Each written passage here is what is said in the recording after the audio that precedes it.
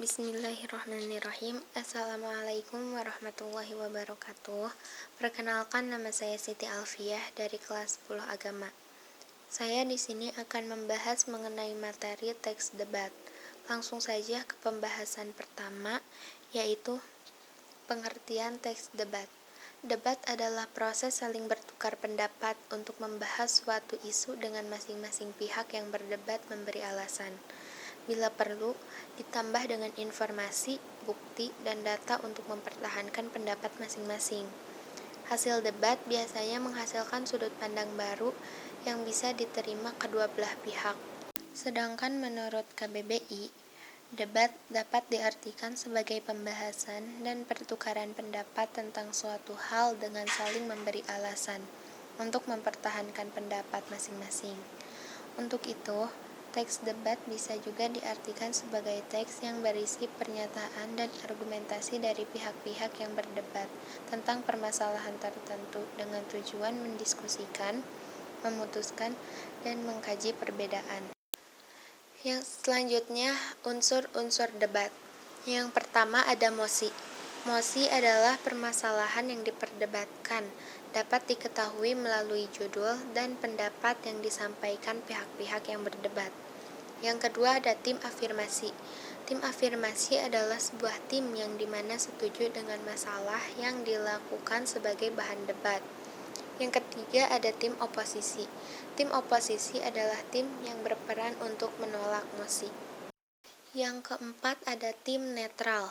Tim netral adalah tim yang berperan memberikan argumen yang bersifat tidak mendukung maupun menolak mosi.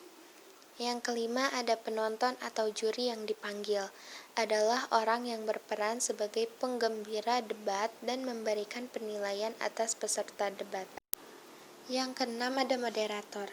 Moderator adalah istilah umum dalam dunia kajian, musyawarah, dan kongres yang mengacu kepada seseorang yang bertindak sebagai penjembatan, penengah, pemandu, dan pengendali ketika sebuah acara sedang berlangsung, supaya acara tersebut dapat berjalan dengan tertib.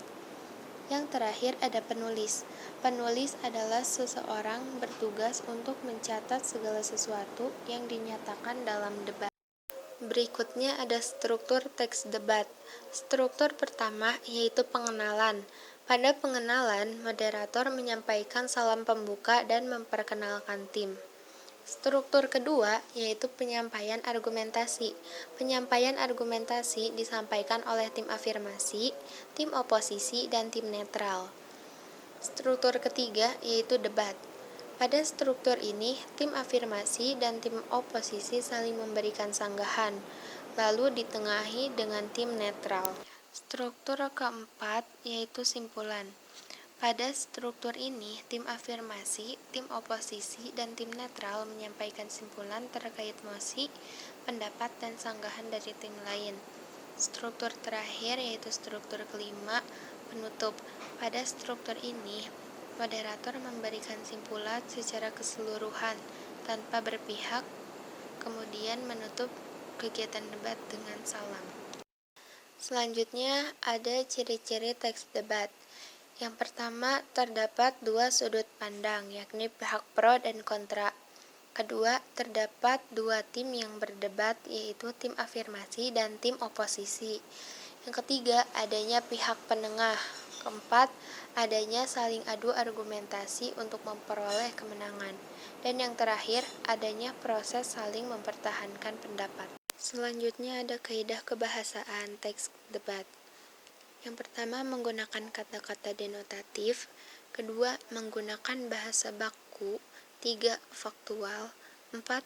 Menggunakan kalimat yang mempunyai lebih dari satu struktur dan lebih dari satu kata kerja atau kalimat kompleks. 5. Menggunakan konjungsi.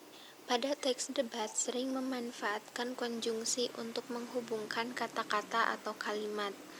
Yang terakhir, menggunakan kata rujukan. Pada teks debat biasanya menggunakan kata rujukan sebagai pemberi informasi seperti ini, itu, dia, beliau, di sini, di sana, dan sebagainya. Dan yang terakhir ada contoh teks debat. yang berjudul Pengaruh Sosial Media atau Internet. Moderator, terima kasih atas kehadiran rekan-rekan hari ini. Pada kesempatan ini, kita akan membahas terkait kelebihan dan kekurangan penggunaan jaringan internet di lingkungan sekolah. Grup A atau tim afirmasi merupakan tim yang mendukung penggunaan internet di lingkungan sekolah, dan grup B atau tim oposisi merupakan tim yang menolak penggunaan internet di lingkungan sekolah. Tim afirmasi atau grup A, kami setuju, memang ada sisi negatifnya dalam hal penggunaan internet di lingkungan sekolah. Tetapi itu bukan salah internetnya, ini lebih ke arah pengendalian diri agar tidak browsing hal-hal yang negatif. Selain buku, internet sekarang ini adalah jendela dunia. Semua ilmu pengetahuan dapat kita cari menggunakan internet. Sudah seharusnya internet tidak dibatasi penggunaannya, terutama bagi para pelajar karena internet memiliki banyak manfaat. Tim oposisi atau grup B, internet memang banyak manfaatnya, tetapi banyak juga sisi negatifnya. Modern ini tidak mungkin anak muda tidak bermain sosial media. Browsing atau bermain sosial media hanya akan membuang-buang waktu. Untuk mengendalikannya tentu susah, karena pada zaman sekarang sosial media yang sangat pandai melakukan promosi, sehingga membuat kita lupa akan manfaat sesungguhnya dari internet. Tim netral, internet memang memiliki dampak positif dan negatif, seperti sebilah pisau. Jika salah menggunakan, itu akan melukai diri kita sendiri. Begitu dengan internet. Jika tidak digunakan dengan bijak, kita hanya akan mendapat sisi negatifnya. Jadi, meski demikian, apa yang akan kita dapat dari internet tergantung cara kita menggunakannya dan memanfaatkannya. Mungkin sekian penjelasan yang dapat saya sampaikan. Mohon maaf bila ada kekurangan. Wassalamualaikum warahmatullahi wabarakatuh.